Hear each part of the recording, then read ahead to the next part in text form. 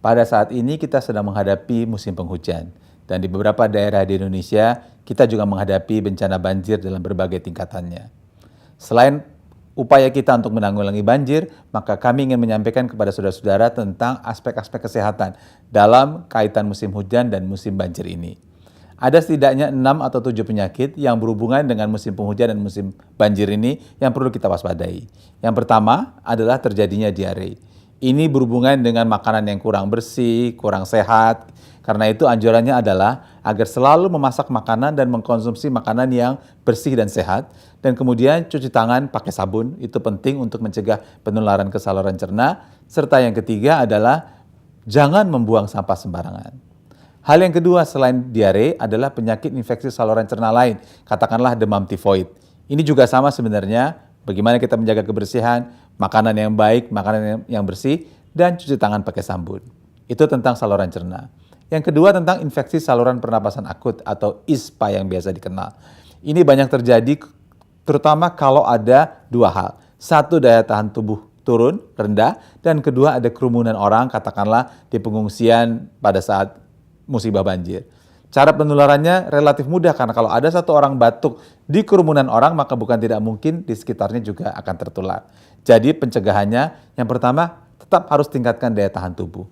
Artinya makan yang bagus, makan yang bergizi, istirahat yang cukup. Dan kalau ada yang sakit segera diobati supaya tidak menularkan ke lingkungan sekitarnya dan yang sakit itu dapat disembuhkan. Hal yang ketiga khusus untuk banjir ini, masyarakat sudah mulai mengenal penyakit yang disebut sebagai leptospirosis. Penyakit ini ditularkan melalui kotoran dari tikus. Jadi tikus itu ada dalam tanah, ketika banjir, tikusnya keluar dari tanah, pergi ke permukaan tanah, dan kemudian permukaan tanah itu sudah ditutupi dengan air banjir. Bukan tidak mungkin tikusnya mengeluarkan air seninya di situ, dan kalau ada orang jalan di daerah banjir dan kakinya kebetulan luka, maka bisa masuk leptospirosis ke dalam tubuh orang itu dan kemudian menimbulkan gangguan penyakit leptospirosis. Bagaimana pencegahannya? Ada 2 atau 3. Yang pertama memang sedapat mungkin kita tidak masuk ke area banjir, walaupun itu tidak terlalu mudah dilakukan. Yang kedua, kalau toh harus masuk, gunakanlah sepatu bot, sepatu dengan tinggi begitu supaya tidak ada kontak langsung antara air banjir dengan kaki kita. Yang ketiga, kalau toh akhirnya terjadi kontak, maka sesudah terkena banjir dicuci kakinya dengan bersih supaya kemungkinan kotoran bisa tertanggulangi. Itu untuk leptospirosis. Tentu saja kalau ada keluhan, demam, apalagi sudah sampai kuning begitu tubuhnya, harus segera berobat ke fasilitas kesehatan yang terdekat. Hal berikutnya juga yang perlu diwaspadai pada saat musim hujan dan musim banjir seperti saat ini adalah kemungkinan penumpukan air di tempat-tempat air yang memungkinkan nyamuk berkembang biak. Kalau itu terjadi maka kita tidak berhadapan dengan penyakit yang langsung, tapi tidak langsung terjadi demam berdarah denggi. Karena DBD atau demam berdarah denggi ini ditularkan oleh nyamuk, dan nyamuk itu ada di tempat-tempat yang air menggenang yang mungkin terjadi pada saat hujan.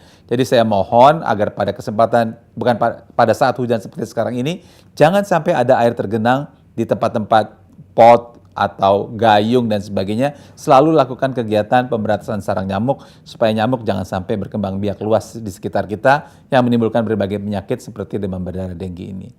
Kemudian juga ada kemungkinan penyakit kulit. Karena banjir maka fasilitas kebersihan kurang terjaga sehingga kemungkinan penyakit kulit dapat terjadi, dan kemudian kalau di tempat pengungsian maka terjadi penularan. Pencegahannya yang paling baik tentu saja tetap menjaga kebersihan secara maksimal. Artinya kalau memang di rumah kamar mandi tidak tersedia, dicari tempat di mana bisa mandi, mencuci, dan segala kegiatan-kegiatan fisik secara baik karena kebersihan merupakan salah satu faktor penting untuk mencegah terjadi penyakit kulit. Hal yang terakhir yang juga mungkin terjadi adalah perburukan penyakit kronik. Katakanlah orangnya sudah biasa memang ada penyakit hipertensi, atau diabetes mellitus, atau asma bronkial, atau penyakit-penyakit yang sudah menahun lainnya. Karena ada hujan, karena ada banjir, daya tahan tubuhnya turun, dan kemudian lupa makan obat karena sibuk mengurusi rumah dan sebagainya, sehingga penyakit kronik yang sudah dideritanya kemudian bisa bangkit. Jadi saya sangat mengharapkan agar saudara-saudara yang kebetulan punya penyakit kronik yang sudah bertahun-tahun makan obat, jangan lupa untuk makan obat secara teratur walaupun sedang hujan maupun sedang banjir, dan kalau ada keluhan segera berobat ke fasilitas kesehatan